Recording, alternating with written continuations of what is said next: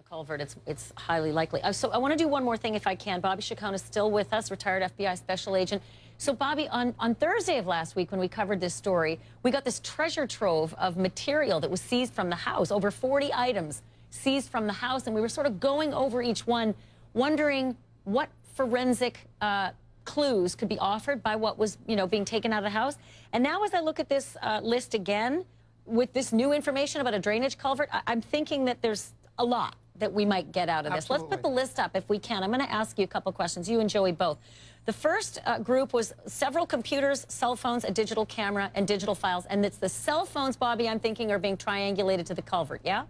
Sure, absolutely. They'll figure out where he was, that night when that car disappeared for that hour or so. Okay. So the next group is trash and shopping bags, as well as vacuum cleaner bag contents. Joey Jackson, vacuum cleaner bag contents, what are they looking for in there now, given the new info? What are you doing cleaning something up? Why do you have to have vacuum cleaner bags there? Dirt from the location? Absolutely. Why else would you need to clean that? And so that's problematic from a defense perspective to show that he had clean hands. Yeah. There were several documents, marriage certificates, birth certificates, bank documents. They didn't jump out at me as much as the next group did. A pink T-shirt, 5 pairs of shoes, 2 pairs of boots. So, Bobby, are they looking not only for what might be stuck to the bottom of some of those shoes and boots, but also what prints might have been made, possibly close to the culvert?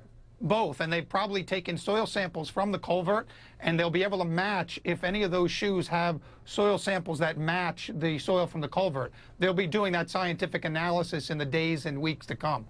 And I remember we looked at, this was a sad detail, that the linen from the change table was also taken from the home. But with regard to this culvert, the next item is what really stood out. Dried grass, twigs, and lawn debris. Joey Jackson, that's what they took from inside the home. But now that we're looking at another location to match up the flora. You got it, Ashley. Yeah. Listen, we are in a scientific age. We are in a technological age, and you can match anything nowadays. If that's in the home and it's consistent with what's in the culvert, again, another problem. And this is the kind of thing you see on forensic files, Bobby. This is from the vehicle. There are 3 vehicles, and they seized a lot of material. One of those vehicles was out at 4 o'clock in the morning for an hour. And this is what they've got. The swabs from various interior portions of all 3 vehicles, the gas, brake pedals, steering wheel, gear shift, seat belt, sunroof, slide, cover, especially the gas and brake pedals. But what else are they looking for there, Bobby, now that we have the culvert story entering into the mix? Well, clearly you're looking for blood, other bodily fluids.